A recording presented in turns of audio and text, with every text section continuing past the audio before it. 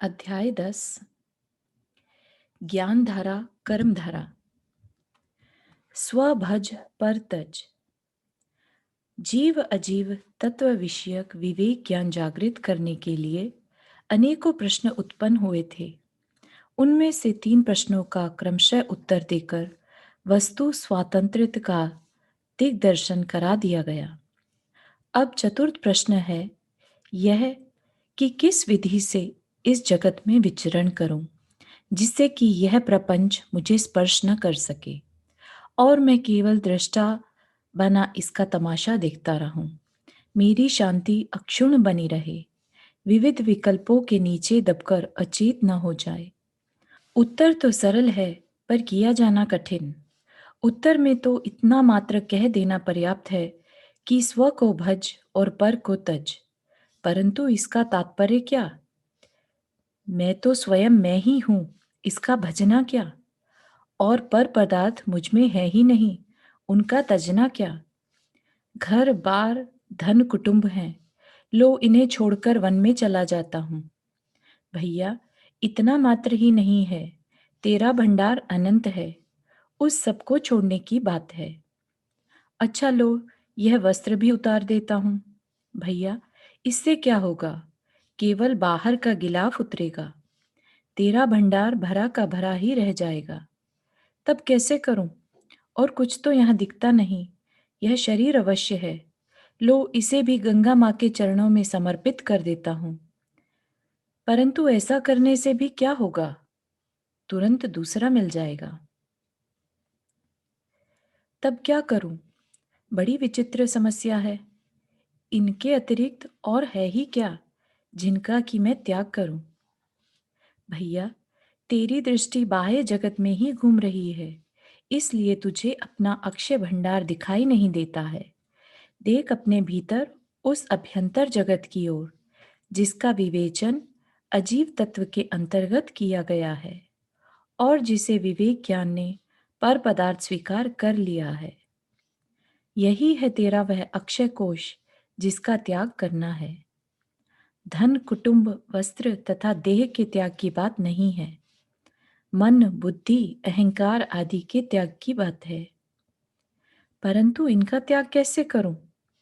क्या शरीर को काटकर इसमें से मन बुद्धि आदि को निकालकर बाहर फेंक दूं? परंतु इससे क्या होगा? तुरंत दूसरे मिल जाएंगे।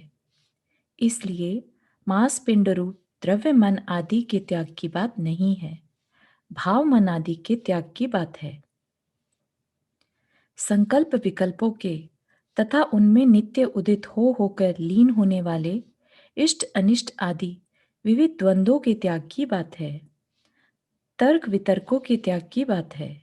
इच्छाओं कामनाओं तथा वासनाओं के त्याग की बात है।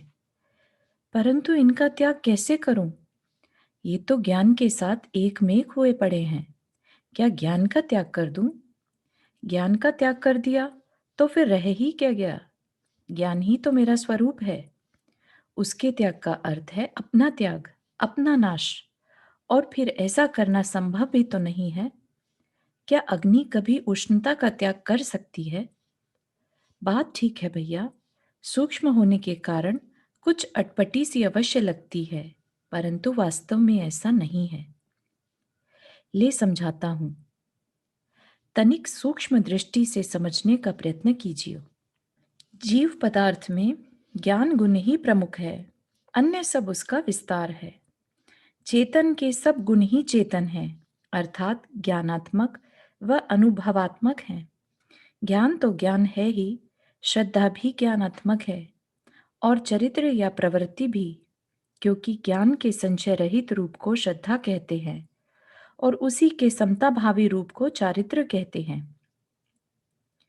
शांति भी ज्ञानात्मक है, क्योंकि अनुभव करना ज्ञान का ही नाम है। इसी कारण आत्मा चित्त पिंड कहा जाता है, या यूं कहिए कि ज्ञान मात्र ही जीव है। अतः ज्ञान के कार्यों को ही ज्ञान का विषय बनाना इष्ट है। यह बात न भूलना कि यह सूक्ष्म दृष्टि पर्याय की क्षणिक सत्ता को लक्ष्य में लेकर चली है, द्रव्य की ध्रुव सत्ता को नहीं। यद्यपि ज्ञान का कार्य जानना है, पर उसके साथ कुछ और भाव भी संलग्न है। जानना दो प्रकार का होता है, एक केवल जानना और दूसरा कल्पना विशेष के साथ जानना।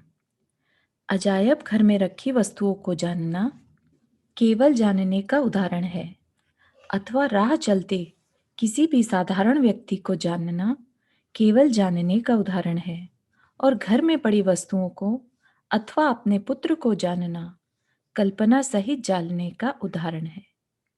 अजायब घर में कोई वस्तु इष्ट अनिष्ट या तेरी मेरी नहीं, पर घर की वस्तुओं में कोई इष्ट है, कोई अनिष्ट, कोई मेरी है और कोई तेरी। इसी प्रकार राह में चलता साधारण व्यक्ति मेरे लिए अच्छा है न बुरा, शत्रु है न मित्र, परंतु अपना पुत्र मेरे लिए अच्छा है, मेरा अपना है, मेरी सेवा करने वाला है। अजायब घर की वस्तुएं न ग्राह्य हैं न त्याज्य, न बनाने योग्य है और न बिगाड़ने योग्य है, परंतु घर की वस्तुओं में कोई ग्राह्य है और कोई त्याज्य, कोई बनाने योग्य है और कोई बिगाड़ने योग्य है। इसी प्रकार राह चलता व्यक्ति न प्रेम किया जाने योग्य है और न द्वेष किया जाने योग्य है, न बाधा पहुंचाए जाने योग्य और न सहायता किया जाने योग्य, परंतु अपना पुत्र प्रेम किए जाने योग्य है, द्वेष किए जाने योग्य नहीं, सहायता किया जाने योग्य है, बाधा पहुंचाए जाने योग्य नहीं। इसी प्रकार अन्यत्र भी जान लेना।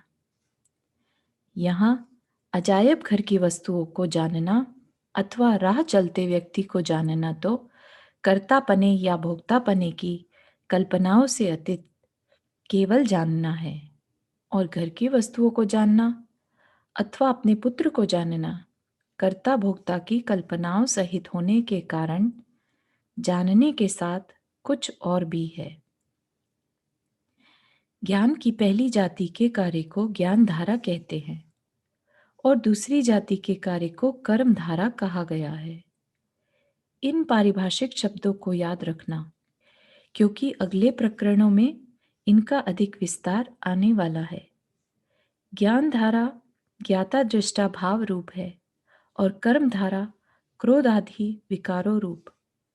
ज्ञान धारा ज्ञान के पारिणामिक भाव या स्वभाव के साथ तन्मय है, अर्थात उसके बिल्कुल अनुरूप है, इसलिए यह चेतन भाव है।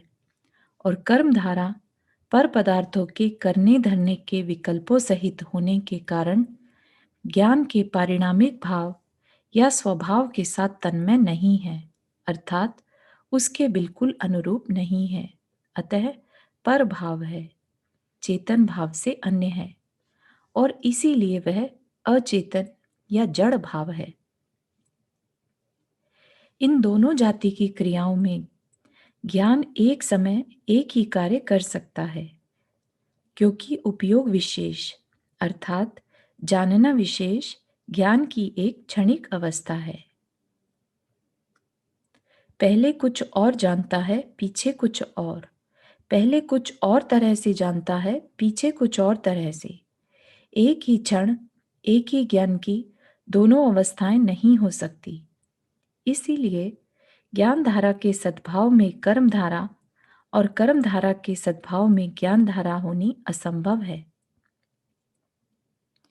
अर्थात क्रोध वैरागादि विभाव भावों के समय ज्ञाता दृष्टापने की साम्यता और साम्यता के समय क्रोध वैराग आदि विभाव भाव होने असंभव है।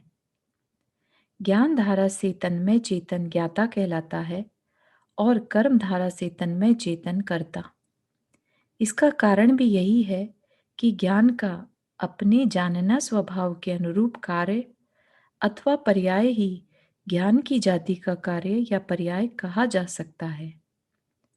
कर्ता भोक्तापने की कल्पनाएं ज्ञान के पारिणामिक भाव या स्वभाव की जाति की नहीं होने के कारण उन्हें ज्ञान की जाति का कार्य या पर्याय नहीं कहा जा सकता।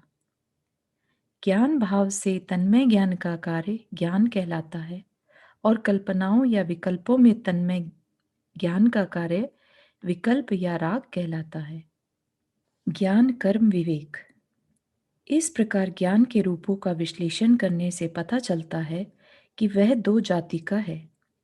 एक तो केवल वस्तु के वर्तमान स्वरूप को अथवा उसके भूत भावी स्वरूप को या त्रिकालीय स्वरूप को जानने मात्र रूप, और दूसरा उस वस्तु के साथ अपना षटकार की नाता उत्पन्न करके उसमें अच्छे बुरे की कल्पना करने रूप। ज्ञान के पहले रूप का नाम ज्ञान धारा है और दूसरे का कर्म धारा। ज्ञान धारा व ज्ञाता दृष्टापना एकार्थवाची हैं और कर्म धारा व कर्ता बुद्धि एकार्थवाची है। यह ज्ञान किसी भी पदार्थ के संबंध में क्यों न हो, दोनों जाति का हो सकता है। ऐसा नहीं है कि निज आत्मा या भगवान संबंधी ज्ञान तो ज्ञान धारा रूप हो और अन्य पदार्थों संबंधी ज्ञान कर्म धारा रूप हो।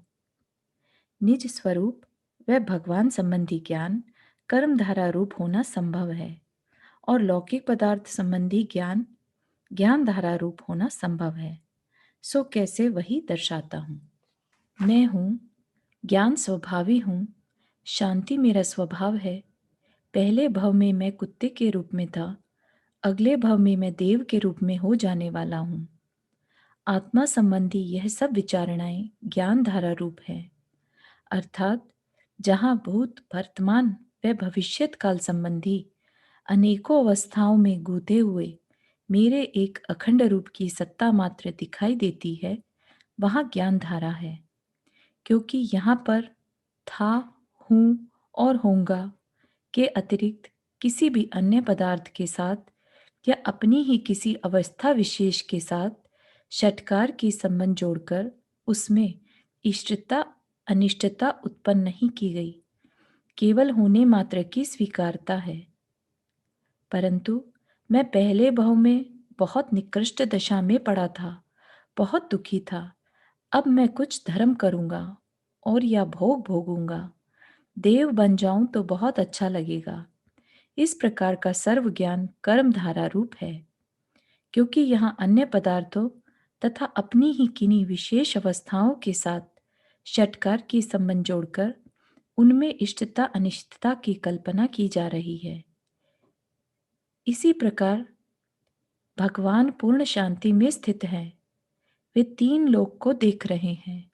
पहले निगोद में रहते थे, आगे सदा आनंद में मग्न रहेंगे।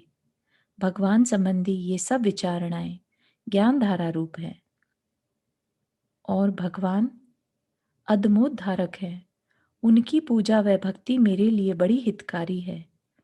वे अपने आश्रितों को अपने समान कर लेते हैं, इत्यादि प्रकार का ज्ञान कर्म धारा रूप है।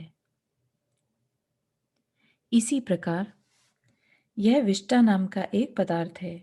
इसका रंग पीला है। इसमें एक विशेष प्रकार की गंध है। उसकी उत्पत्ति इस प्रकार होती है। यह पहले अन्न रूप थी, अब खेतों में खाद के रूप में डाली जाती है, इत्यादि विष्टा संबंधी सर्व ज्ञान ज्ञान धारा रूप है। परंतु यह बहुत घिनावनी है, दुर्गंधित है, इसे मेरे पास से हटाओ, इत्यादि प्रकार का उसी विष्टा संबंधी ज्ञान कर्म धारा रूप है। यह युद्ध स्थल है। यहाँ अनेकों योद्धा परस्पर में लड़कर मृत्यु की गोद में सो जाया करते हैं। यह युद्ध सिकंदर व पोरस के मध्य हुआ था, इत्यादि प्रकार सर्व ज्ञान ज्ञान धारा रूप है। परंतु यह युद्ध मेरे देश के लिए बड़ा हानिकारक सिद्ध हुआ।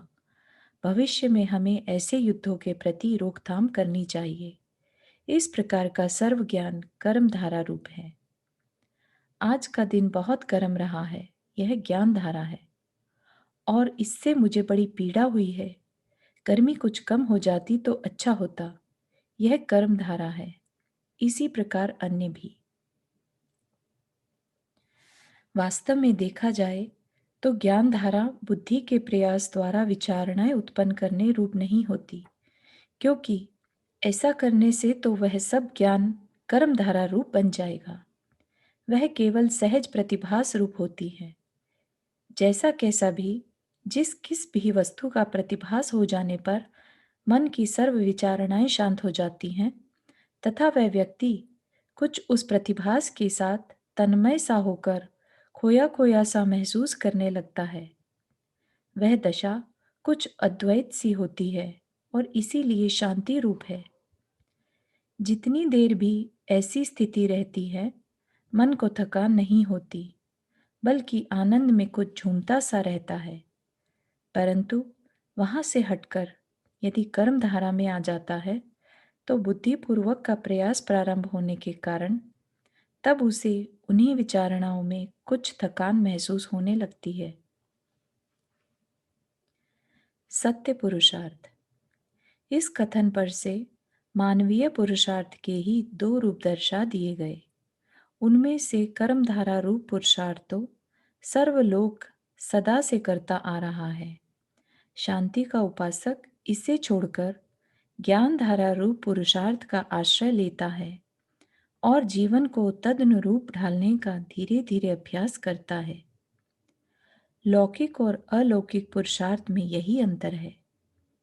यद्यपि उसका बाह्य जीवन तो एकदम वैसा होने नहीं पाता, परंतु उसका दार्शनिक जीवन, जिसका आधार की केवल श्रद्धा है, अवश्य पलटा खाता है और करने धरने की या कारण कार्य भाव खोजने की टेव विराम पाती है। इस अभ्यास या प्रयत्न का नाम ही मोक्ष मार्ग या शांति पथ है।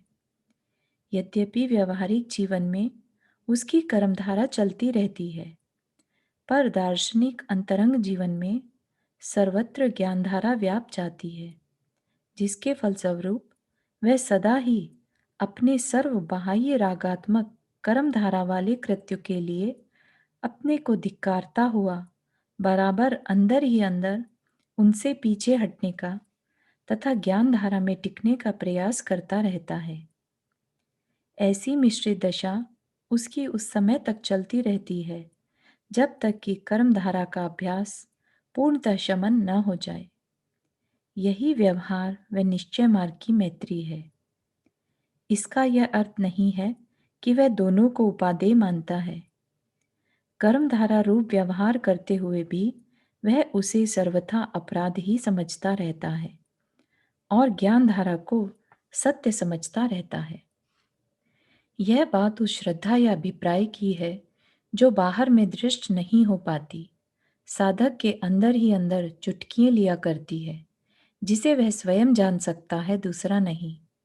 अन्य लौकिक प्राणी तो उसे पूर्ववत ही कर्मधारा में उलझा हुआ देखते हैं, पर वह अंदर ही अंदर ज्ञान धारा की ओर झुकता जाता है। कर्मधारा के अपने सर्व विकल्पों को निहिसार व मिथ्या प्रपंच रूप अंगीकार करता जाता है। फिर भला वह कब अभिप्राय पूर्वक यह कह सकता है कि अमुक कार्य अमुक ने किया या अमुक कारण से हुआ? किसने किया? स्वभाव ने। निमित्त का क्या स्थान? हुआ करे, पर वह भी स्वाभाविक ही है। उसके देखने का ढंग बदल जाता है। लौकिक जीवों को भले उसकी बात अटपटी लगे, पर उसके लिए वह सत्य है, परम सत्य। विश्व की स्वतंत्र व स्वाभाविक कार्य व्यवस्था वह प्रत्यक्ष व देखता है और इसीलिए विरोध करने वाले साधारण अनभिज्ञ व अज्ञानी जनों के आक्षेपों पर वह केवल मुस्कुरा देता है। वह जानता है कि सर्वसाधारण जन इस रहस्य को समझ न सकेंगे, इसलिए वाद विवाद करना व्यर्थ समझता है और केवल वीतराग गुरुओं के आदर्श को ही एकमात्र शरण समझता हुआ निर्भीक अपने मार्ग पर बढ़ता चला जाता है। ज्ञान धारा को पुष्ट करने वाले चर्चाग्रस्त प्राणी उस चर्चा में उलझे हुए पीछे पड़े रह जाते हैं। उनके प्रति उसे केवल माध्यस्थता ही रहती है, द्वेष या विरोध नहीं, क्योंकि वह जानता है कि ये बेचारे वस्तु स्वरूप की या निमित्त उपादान की बातें ही करना सीखे हैं, ज्ञान धारा में बैठकर वस्तु व्यवस्था को देखना नहीं सीखे। इसी कारण निश्चय या स्वभाव की बात करते तो अवश्य सुने जाते हैं, पर कर्मधारा की पकड़ छोड़ते नहीं देखे जाते। कर्मधारा का कांटा गले में अटका हुआ है, इसीलिए व्यवहार से तो मेरे अहंकार की या कर्तापने की अथवा निमित्त कारणों की सार्थकता खरी इस प्रकार की बात सामने आए बिना नहीं रहती। ये लक्षण ही कर्मधारा की ओर उसके अंतरंग अभिप्राय के या झुकाव के साक्षी हैं।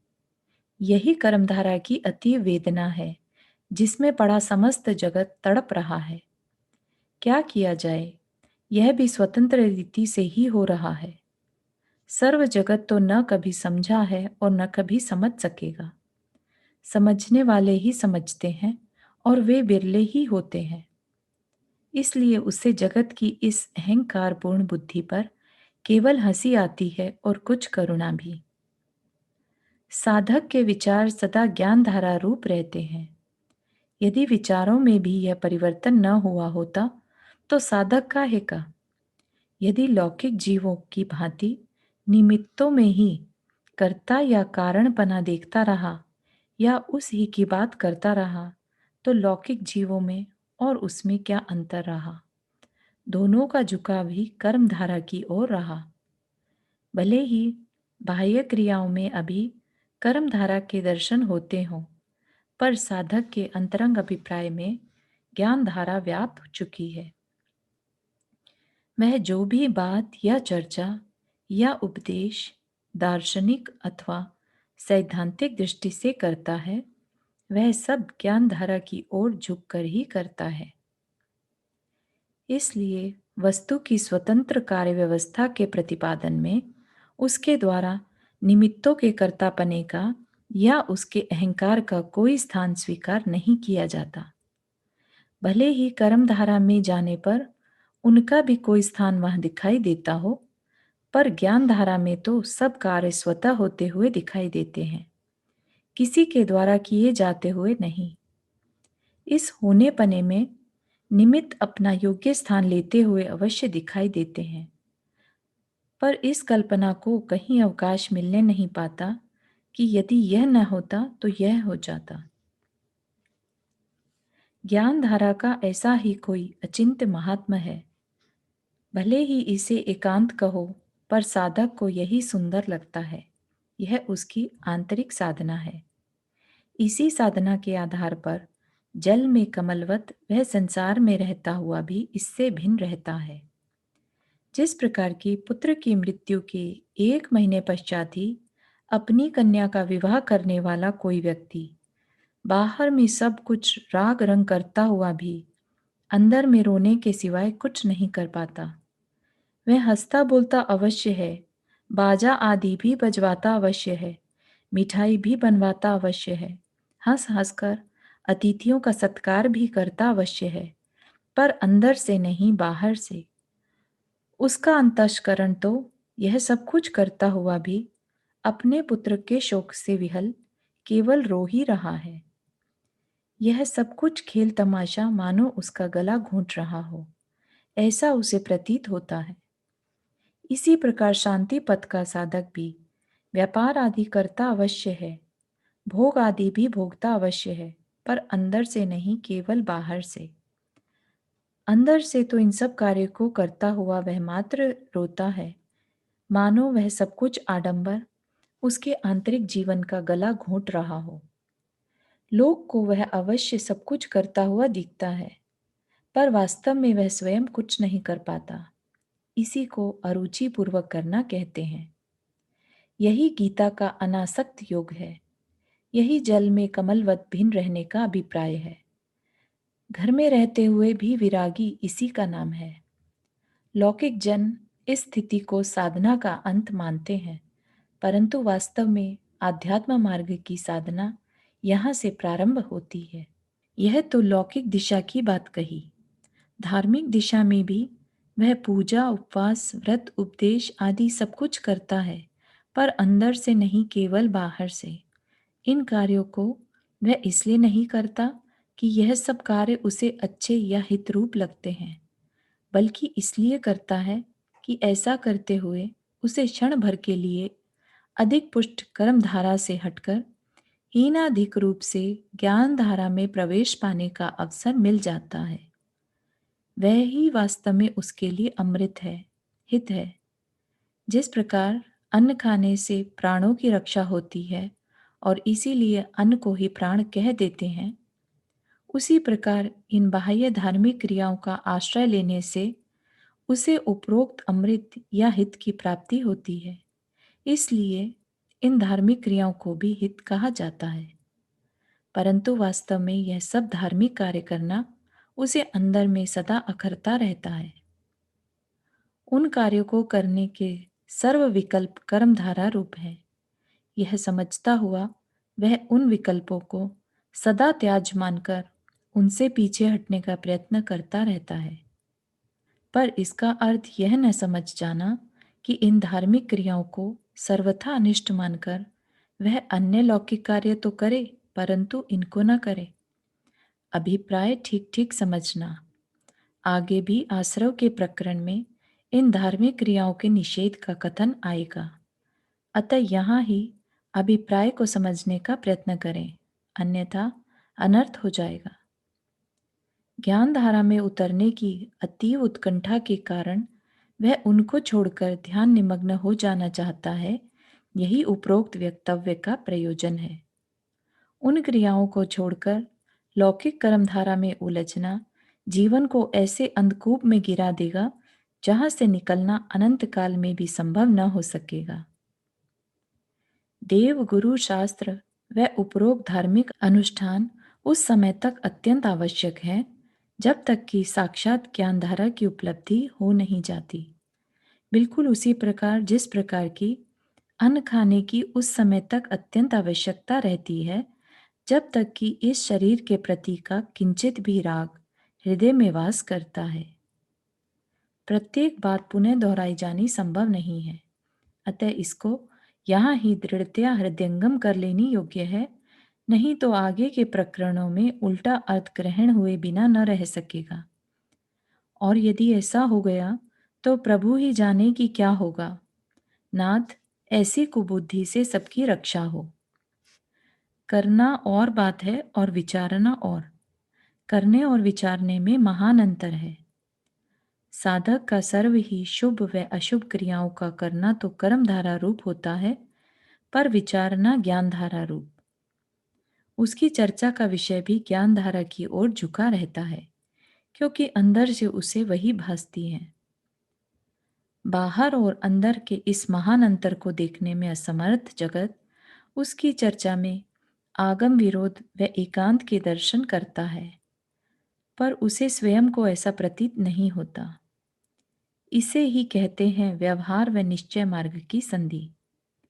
अंदर व बाहर की क्रियाओं में यह अंतर कैसे संभव है, इस बात का आगे उत्तर आश्रव प्रकरण में दिया जाएगा। यदि अंदर व बाहर में यह अंतर न हो तो केवल एक शुभ अशुभ कर्म धारा में ही रहें या केवल एक शुद्ध ज्ञान धारा में ही रहें, परंतु ये दोनों ही मोक्ष मार्गी नहीं कहलाए जा सकते। केवल कर्मधारा वाला तो निसंदेह संसार मार्गी है ही, परंतु केवल ज्ञान धारा वाला भी मोक्ष मार्गी नहीं है। वह या तो स्वयं भगवान है और या स्वच्छंदचारी ज्ञानवादी एकांत दृष्टि, या तो मोक्ष रूप है और या घोर संसारी। जो स्वयं मोक्ष रूप हो जाता है वो मोक्ष मार्गी नहीं होता। मोक्ष मार्गी के अंदर के अभिप्राय में तो टंकोत्कीर्ण एक ज्ञान धारा का ही वास है, परंतु बाह्य प्रवृत्ति में दो बातें दिखाई देती हैं।